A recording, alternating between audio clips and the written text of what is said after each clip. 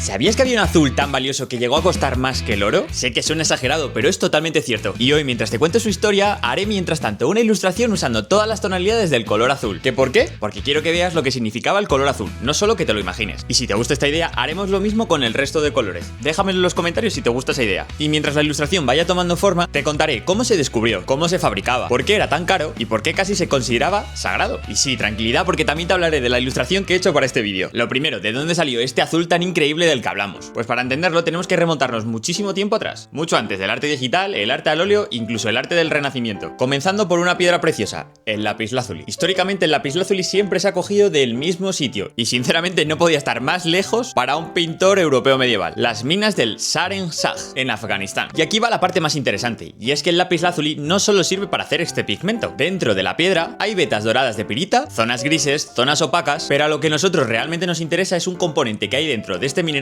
que se conoce como la azurita, que es la que da ese azul tan profundo, casi eléctrico, que conquistó a tantas civilizaciones. Pero claro, sacar pigmento de ahí no es algo tan fácil como machacar el mineral. El lapislázuli era duro, escaso y además extremadamente caro. De hecho, se sabe que el comercio del lapislázuli en época medieval era tan importante que los mercaderos venecianos lo transportaban casi como si fuera una joya. Pues esa piedra preciosa era la que se tenía que transformar en el pigmento que hoy conocemos como azul ultramarino, un nombre que literalmente significa más allá del mar, básicamente porque venía de lugares remotos para los europeos. Y hasta aquí todo bien. Pero es que verdaderamente todavía no hemos llegado a la parte más loca, y es la creación de este ultramarino. Y no exagero cuando os digo que era una de las tareas más difíciles en el mundo del arte. El método tradicional fue descrito de manera magistral por Cennino Cennini, un pintor del siglo XV que recogió este proceso en su libro El libro del arte.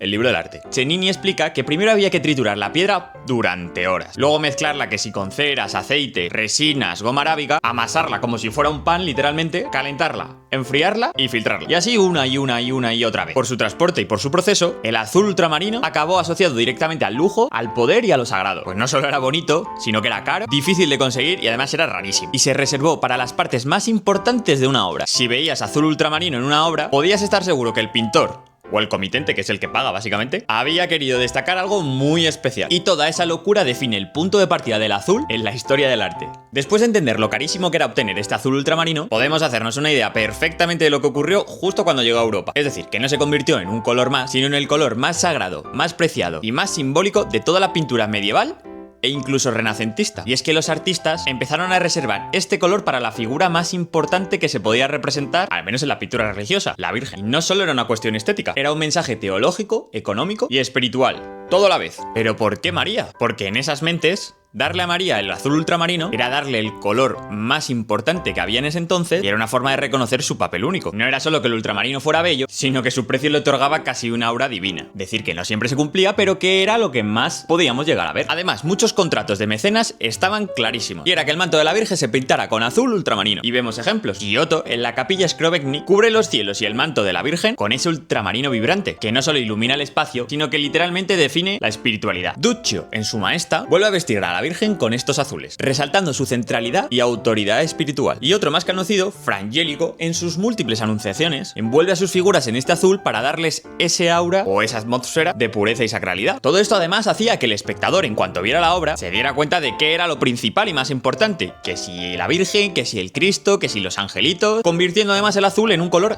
jerárquico. Y a medida que avanzamos por el Renacimiento, esta idea se amplifica. Una manera de decir, aquí está lo divino, aquí está lo importante. Pero después de la Edad Media algo increíble ocurre. El azul deja de ser únicamente el color de lo sagrado y empieza a convertirse en una herramienta visual tremendísima. Porque claro, una vez los artistas empiezan a entender lo profundo y lo intenso del color azul, empiezan a utilizarlo para algo más que mantos sagrados. Pintores como Bellini, Rafael y Peruccio utilizaron este azul de forma estratégica, no solo simbólica. Por ejemplo, en el encargo del Dux Leonardo Loredan de Bellini, el ultramarino de fondo funciona como una especie de cielo silencioso, que no hace otra cosa que marcar a la figura. Y Rafael incluso va un paso más allá, y es que el azul sirve ahora para dar perspectiva. Y es que no hace otra cosa que dar una profundidad realista y serena. Por primera vez, el azul no habla de lo divino, sino de la luz del mundo real. Una luz que luego evoluciona a lo que es el barroco. Y aunque normalmente pensemos en ocre, dorados y marrones, muchos artistas entendieron que el azul podía aportar un dramatismo extra a ese barroco tan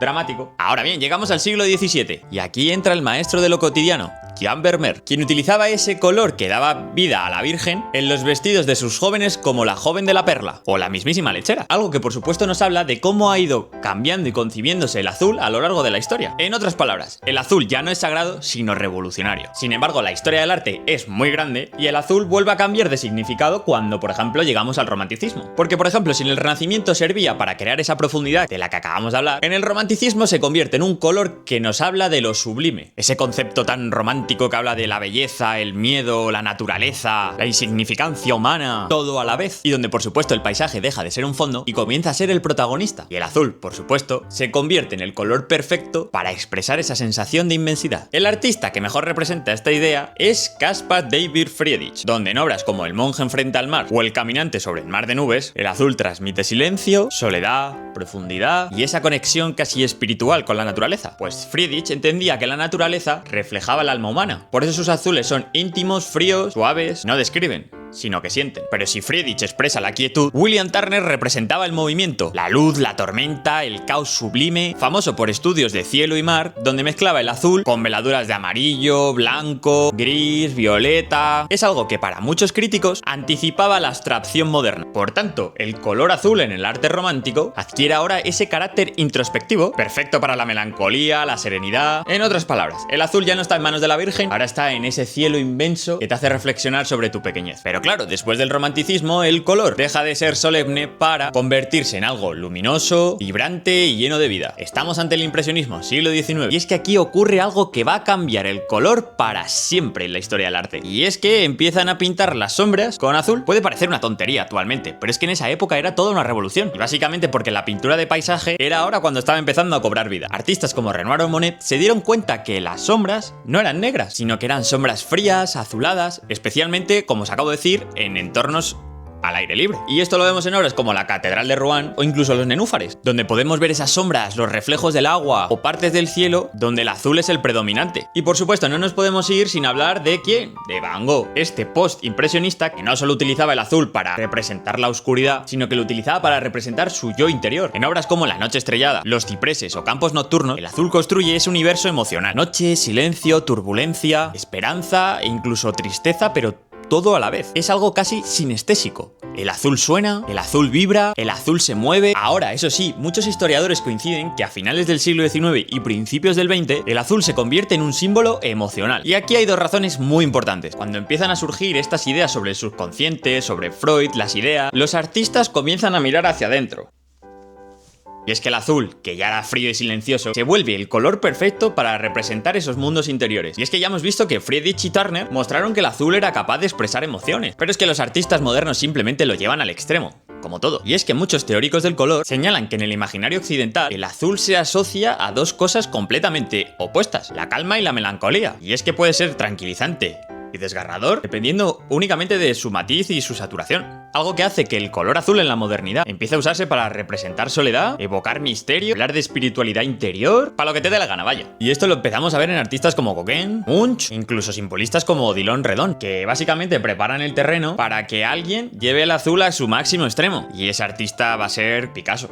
Picasso tenía en ese entonces entre unos 19 y 22 años, y su vida estaba llena de cambios, precariedad, una tristeza algo rara, y todo tras el suicidio en 1901 de su mejor amigo Casagemas, que lo marcó profundamente. Algo que hizo que toda su obra obtuviera tonalidades azules y las convirtiera en una metáfora de duelo, soledad y vulnerabilidad humana. Pues durante estos años, los temas predilectos de su obra fueron que si personajes marginados y atmósferas totalmente frías y silenciosas, como estáis viendo en estas obras que os estaré poniendo por aquí todo el rato. Gracias a esta evolución, el azul ha pasado de ser un lujo técnico a algo más, a una simple metáfora, asentando las bases de la abstracción del color para que luego artistas como Kandinsky vean el azul como algo espiritual y no solo y meramente descriptivo. Y después del periodo azul de Picasso era difícil que este color pudiera reinventarse de nuevo, pero es que verdaderamente se hace, y todo gracias y en su mayoría a otros artistas como Kandinsky, que lo acabo de mencionar, y otro muy importante, Yves Klein, el artista que decide que el azul no es un color sino una experiencia. Y es que en 1957 Klein crea el IKB, International Klein Blue, un azul ultramar completamente saturado y aterciopelado que creó junto a un químico con la intención de que el color mantuviera esa intensidad constantemente, incluso cuando se aplicaba en un lienzo. Y es que no es un azul cualquiera, es un azul que absorbe totalmente la luz, que parece como si estuviera incluso flotando y que da la sensación incluso de estar en un espacio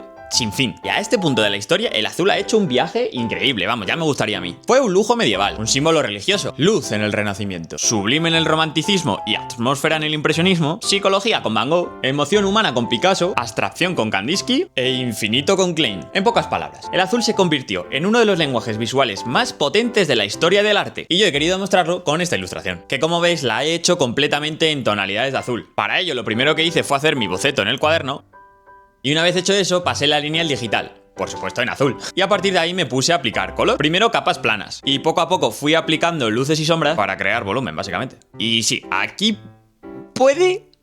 Depende para quién.